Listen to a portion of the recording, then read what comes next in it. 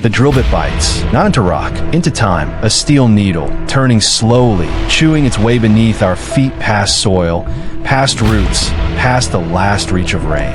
Down where sunlight has never been. Down where pressure tightens like a fist and heat rises from the planet's interior like a silent breath.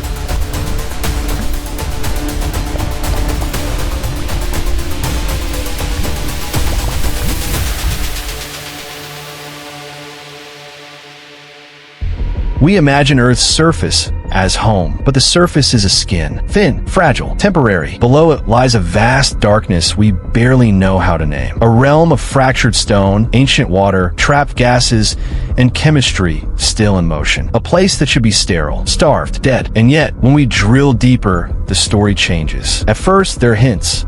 Unusual gases, strange mineral veins, water emerging from cracks with an unfamiliar taste of rock and metal. Instruments record chemical signatures that don't sit still. Then comes the unsettling question. If life needs sunlight, why do we keep finding the fingerprints of biology in places light can't reach? In mines, in boreholes, in cores pulled from kilometers down, scientists have detected living cells where none were expected. Microbes tiny, patient, and almost impossibly adapted, hidden in pores smaller than a grain of sand. Some appear to persist on energy sources so faint they seem to us like nothing at all. Pause. To drill is to invade a sealed world, and every meter downward feels like crossing a border. Because the deeper we go, the stranger Earth becomes. Not because the rocks are unfamiliar, but because something is there with them, something alive. And if life can endure here, what does that say about the limits we thought were real? In the next ascent, we follow the evidence, past the comforting rules of the surface, into the underworld's chemistry, where survival is measured not in days, but in geological time. Down here, food is a different idea. No leaves, no plankton, no drifting snow of organic matter falling from above. The deep subsurface is a locked pantry, mostly stone, mostly silence. So how do microbes live? They do what life has always done. They bargain with the environment. In cracks and pores, groundwater moves slowly, sometimes so slowly it feels like it isn't moving at all. It slides across minerals, dissolving tiny amounts of chemical potential. Iron changes form, sulfur shifts states. Hydrogen appears in faint pulses as water reacts with freshly broken rock. This is not the green world of photosynthesis. It's a world of electrons. Microbes here can breathe chemicals the way we breathe oxygen. Some use sulfate instead. Others use iron. Some consume hydrogen like a fuel. Minute, precious, and enough. Music, and the deeper we drill, the more we find that the planet itself can manufacture the ingredients for life. Rock and water, under pressure, can create energy gradients, small imbalances that biology can exploit. It's a quiet economy, a slow metabolism. Some of these organisms may divide only rarely, perhaps once in years, decades, longer. They are not racing. They are waiting, conserving, persisting. But the deeper story isn't just that life exists. It's that life changes the deep earth too. Microbes can alter the chemistry of groundwater. They can influence which minerals form and which dissolve. Over long spans, tiny reactions can shift the balance of gases: methane, carbon dioxide trapped in rock. In some places, scientists find microbial communities separated by layers of stone like walls between cities. Each pocket different, each adapted to a particular chemistry, like islands in an underground ocean. And there's something eerie about that. These aren't visitors from the surface. Some may have been isolated for millions of years. If life can remain hidden in darkness that long, how much of Earth's biosphere have we missed? Because every new borehole is an invitation to a larger possibility, that the living world is not a thin film on top of Earth, but a deeper, stranger presence threaded through the planet itself. Next, we go farther down into heat, pressure, and the edge of what biology can tolerate. Depth has a temperature. As we descend, the ground warms, often by roughly a few tens of degrees Celsius per kilometer, depending on the region. Heat seeps upward from Earth's interior, relentless, and patient. And pressure becomes a constant companion. Rock presses rock. Water squeezes into every microscopic space. The rules of the surface, boiling, freezing, dissolving, begin to shift. You might expect life to retreat, to vanish. But in the deep subsurface, scientists have found organisms that endure conditions that would destroy most familiar cells. Not thriving in the way a forest thrives, but surviving in a tight margin between chemistry and collapse. Here, the threats are everywhere. Heat can unravel proteins. Radiation from surrounding rocks can damage DNA. Nutrients are scarce. Space is scarce. So the strategies become extreme. Some microbes form tough spores, biological time capsules. Some repair DNA relentlessly, as if survival is a constant act of maintenance. Others live in biofilms, thin layers of cells clinging to mineral surfaces, sharing resources, trading molecules, sheltering together. Then there's the strangest source of energy of all, the planet's own natural radioactivity. Certain rocks contain uranium, thorium, potassium, elements that slowly decay. That decay can split water molecules, producing hydrogen and other reactive compounds.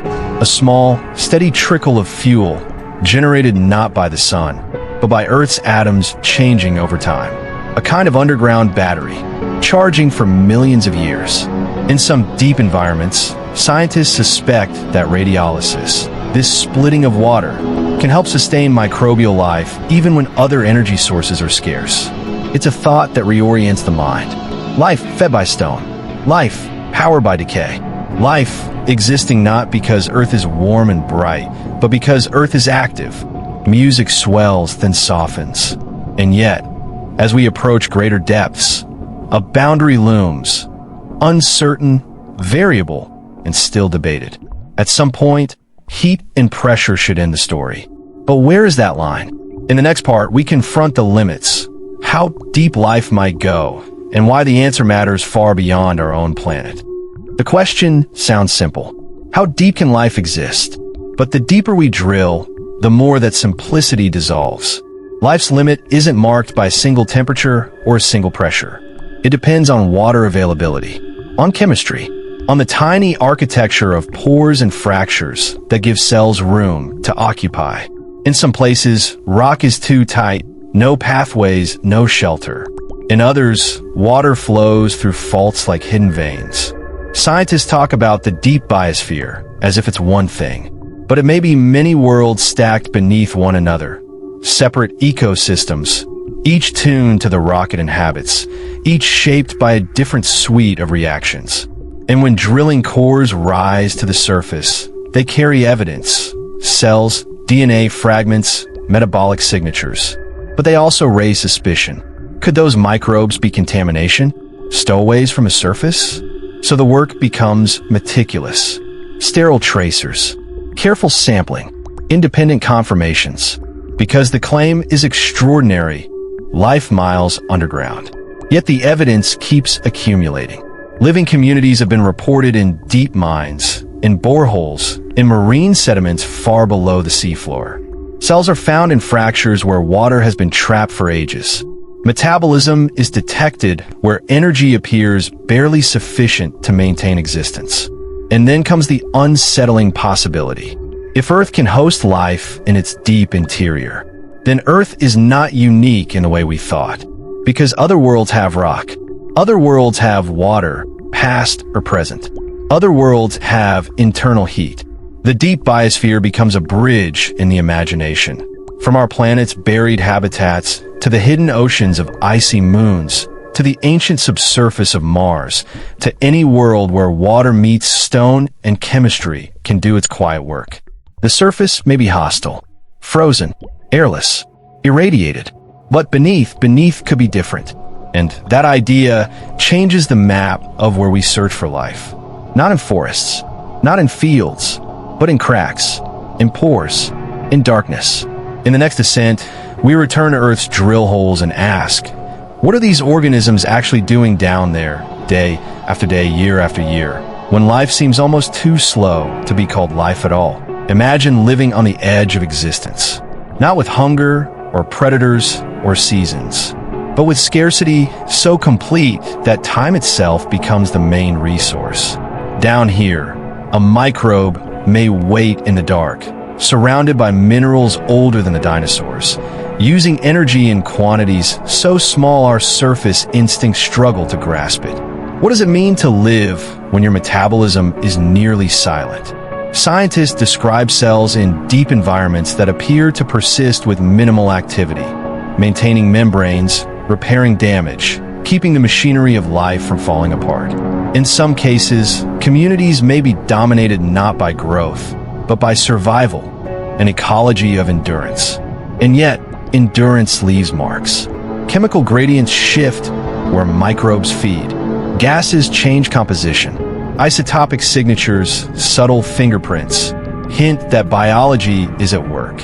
Even without forests or animals, the deep biosphere can reshape its environment in slow motion.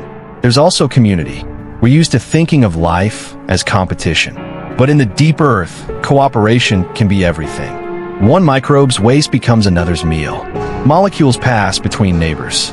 Some organisms may rely on partners to complete a metabolic pathway, sharing the labor of extracting energy from stone. It's a network in the dark. And then, sometimes, drilling reveals something stranger still.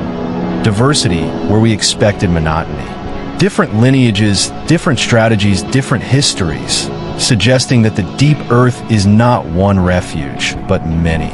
These organisms may be descendants of surface life that was buried and adapted, or they may represent ancient branches that have persisted quietly through eras of planetary change.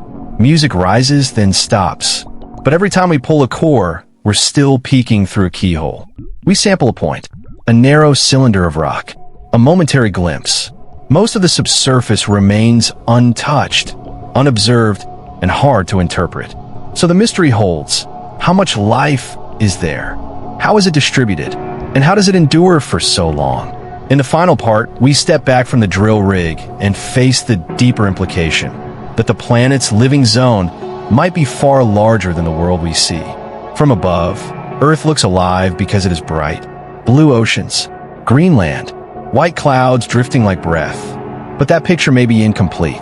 Beneath the continents and beneath the seafloor, there may be a second biosphere, thinly spread, deeply hidden, and unimaginably patient. A realm where life doesn't flourish in sunlight, but persists in stone. Where existence is not loud, not fast, not visible, yet still real. The deeper we drill, the stranger Earth gets because it forces a change in perspective. We are not standing on a planet with life. We are standing on life layered over life. Pause. And still, our knowledge is full of gaps. We don't yet know how deep biology truly reaches, or how close it comes to Earth's hot interior before the chemistry and temperature finally close the door. We don't fully understand the true size of the deep biosphere, or its role in Earth's long cycles of carbon and minerals and gases. We don't know how often these deep ecosystems communicate with the surface, through faults, through fluids, through slow exchanges measured in thousands of years. And if deep life can persist with so little energy, it raises a question that stretches beyond Earth. On other worlds, where the surface is barren, could the real habitats be buried? Could life hide where we haven't thought to look? Beneath ice, beneath dust, beneath rock, powered not by starlight, but by geology, the drill bit stops. The core is lifted. A column of stone, cold to the touch, carries a message from below.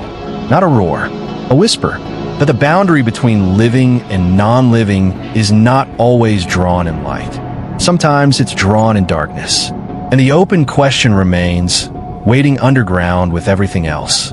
If life can survive miles beneath our feet, what else on Earth or beyond it is quietly alive, just out of reach?